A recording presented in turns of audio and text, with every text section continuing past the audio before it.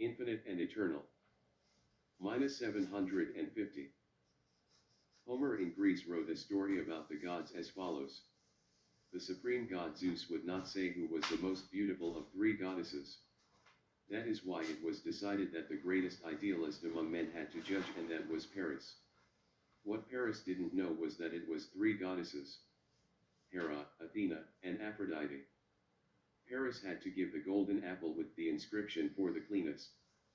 Hera promised Paris the greatest kingdom. Athena promised him immortality in battle. Aphrodite promised Paris the most beautiful woman. Paris gave Aphrodite the golden apple and got a belt from Aphrodite, making him irresistible. One day, the father of Paris sent him to the king of Sparta. There he was well received and met Helena, the king's wife. She was the most beautiful woman in the world, and Paris was irresistible thanks to his belt. And so a crush ensued between Helena and Paris, and they left for Troy together. Helena's husband, however, disagreed. He wanted to go to war, but he wondered if he had to. Then the goddess Athena came to tell him at night his empire was worth nothing if he could not subjugate Troy. Along with other kings, the king of Sparta decided to move to Troy to retrieve Helena and destroy Troy. But the walls of Troy were invincible because built by gods themselves. After years of fighting, they devised a ruse to overcome Troy. They pretended to leave, but left a wooden horse on the beach. The Trojans brought that horse into their city. At night, soldiers crawled out of the horse and opened the doors of the city for the other soldiers to invade. Minus 540. Parmenids lived in Italy south of Naples in a Greek colony. Around 540 BC, some philosophers launched an attack on the ancient Greek religion. Homer attributes to the gods acts that are shameful, such as theft, deceit, and adultery. This behavior is inappropriate for a god. In a poem, Parmenides describes how he travels from the realm of the night to the land of a goddess in the land of light, the truth. Knowing and truth are an unchanging being, permanent, which is separate from our senses that are the source of all error. For example, blacks blacken their gods and obtusely, while the Thracians give the gods red hair and blue eyes. In reality, people will never know anything for sure about the gods. But the gods are there, and they are ubiquitous. Minus 539. Cyrus was king of the First Persian Empire. His people from the plateau of Iran had conquered neighboring empires such as Babylonia and empires in the north of the Indus Plain. In 1879, a cylinder of clay was found near the city of Babylon dating back to 539 BC with the text declaring that Cyrus had conquered, but that he honored the local gods and restored the city and temples. It also says Cyrus is the king of the universe and reigns with Meduc's approval. Minus 530. Pythagoras was born on the Greek island of Samos, near the current Turkish coast. But he moved to the south of Italy, where he founded a school. He taught that the soul is immortal, and his thoughts were known all over Greece.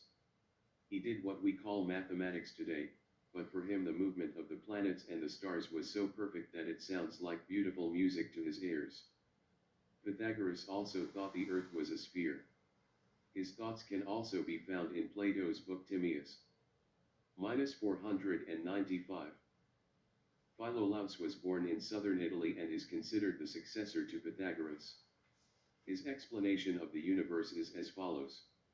There's an invisible force in the center called fire. Around the center is the earth on which we live. That's a sphere with an inhabited side and an uninhabited side, and the earth takes 24 hours to turn all the way in a circle around that invisible central fire. That's why there's day and night. The sun also revolves around that central fire, but it takes 365 days. Minus 500. Heraclitus said a human cannot bathe in the same stream twice. With that, he gives us what image he has of the universe. Everything is in constant evolution. He lived about 500 BC. His philosophy was totally at odds with the world of infinity and eternal, and nothing has been preserved from his writings. We only know his words through the writings of some Roman writers by whom he is quoted. It was not until the end of the 19th century that philosophers removed Heraclitus from oblivion and believed in his philosophy. Minus 490. Darius was the great king of Persia. He had conquered the Greek colonies along the coast of present-day Turkey. But those people had rebelled against Darius, with the support of the Greeks. That's why Darius sent his fleet to the Greeks to punish them. But a storm destroyed his fleet. 2 years later, Darius tried again. This time his army was defeated by the Greeks in the plain of Marathon 42 kilometers from Athens. To report victory in Athens, someone ran a marathon. Darius the Great had a great Persian empire with Iran in the middle, but that extends over areas such as Libya, Egypt, Iraq, Syria, Jordan, Israel, Palestine, Turkey, Afghanistan, and Pakistan. In Iran was the city of Persepolis. In this realm, Darius provided a coin, equal sizes and weights, roads and much more.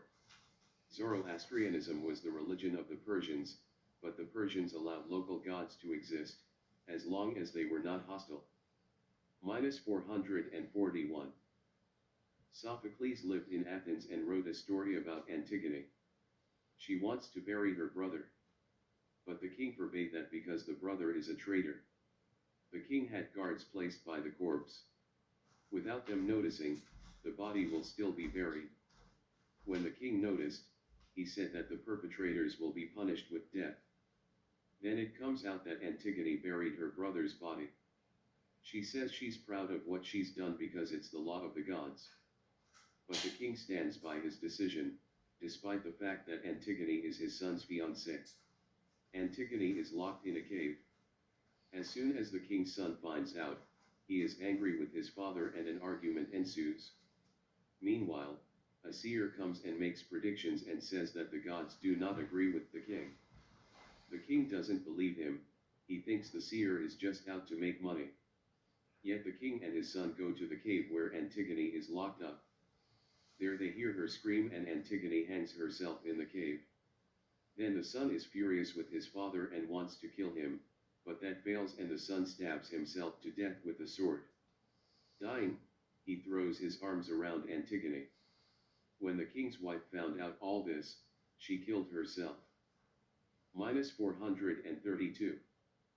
Heracles, like his father, was a first-name politician in Athens.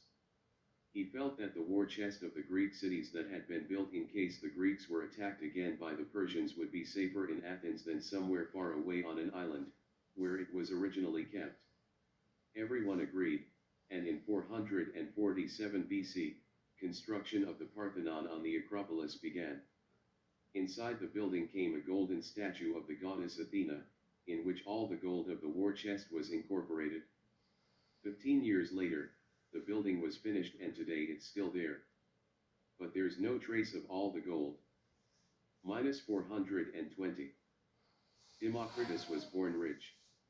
When the Persian king Xerxes passed by in the north of Greece around 480 BC, it would have been received in the house of Democritus' parents.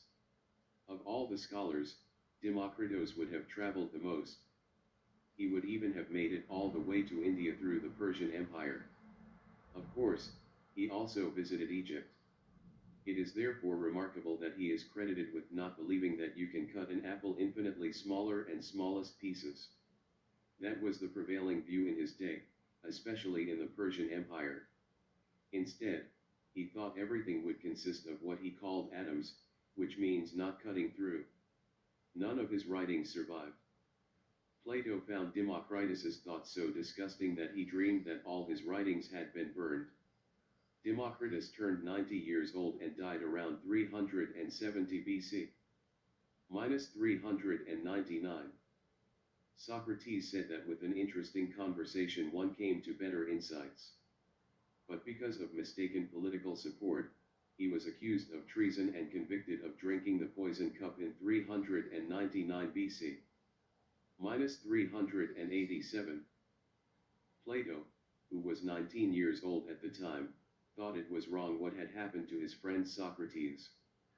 Plato went in search of a way to bring improvement to society as a whole. Around Around 387 BC he was in the south of Italy with mathematicians who had thought about the Pythagorean theorem and the infinity and order of the universe. A lot of fun was not discussed there, and luxury they also repent from that. During the 50 years that Plato lived afterwards, he taught that eternal ideas must indicate the measure of our thinking and doing, and that we can find out that measure through thought and suspicion. Minus 335. Aristotle was 20 when Plato was 60 and his best student. From 335 BC to his death, Aristotle taught in Athens. Before that, he had been the private teacher of Alexander the Great. In fact, Aristotle has just started teaching. He founded a lyceum. This way we can bring improvement to society as a whole. He has described how the universe around us is purposefully put together. He taught us who we are, what our ethics are, what our political system should be, what our society should be like, and what our virtues should be.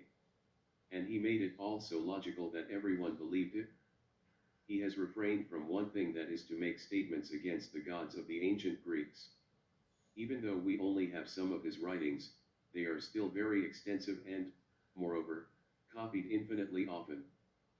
Minus 323. Alexander captured an area that includes present-day Turkey, Iran, Iraq, Syria, Jordan, Israel, and Egypt until he died of malaria in 323. He didn't really fight much, but he did bring all Hellenistic philosophy and architecture to those areas. In Alexandria he had a large library built where all the beautiful Greek texts were kept. He made sure there was good communication so people knew what was going on. Good roads were built. There was going to be a fair tax system. Later, the Romans simply took over all these areas. Alexander was still planning to conquer the Arabian Peninsula, but did not continue because he had died suddenly. His empire was divided between 4 Greek generals from his army, more or less east, west, north, south. In Egypt, Greeks become pharaohs. A distant direct descendant of the Greek general who received Egypt was Cleopatra. The capital of Egypt was moved from Memphis to Alexandria, and the city became a large handelsal center, thanks to its port on the Mediterranean Sea. His name was the Great One. Minus 306. Epicurus was a young man when Aristotle was old. He wanted to free man from his fear of the gods. According to him, the gods did exist, but they did not care about life on earth, nor did they care about what man was doing. By promoting lusts and avoiding unrest, man was able to live a happy life. One had to choose practical wisdom over knowledge. In fact, he proposes a different philosophy from that of Plato and Aristotle. But he advises keeping that philosophy hidden. One need not be afraid of death according to Epicurus, because death is outside the human experience. Epicurus had a beautiful garden in Athens, in which it was wonderful to stay. His writings have all been lost, but centuries later his thoughts are represented by, among others, the Roman poet Horace. Epicourius died in 270 BC. He's 72 years old. A few decades earlier, in 335 BC, Greece was overrun by Alexander the Great. But he spared Athens, the most important intellectual center in the region and home to his teacher Aristotle. Minus 300. Euclid has published a book on mathematics. He lived in Alexandria. His book, called The Elements, has been the great reference book for all those who wanted to study mathematics for more than 2,000 years.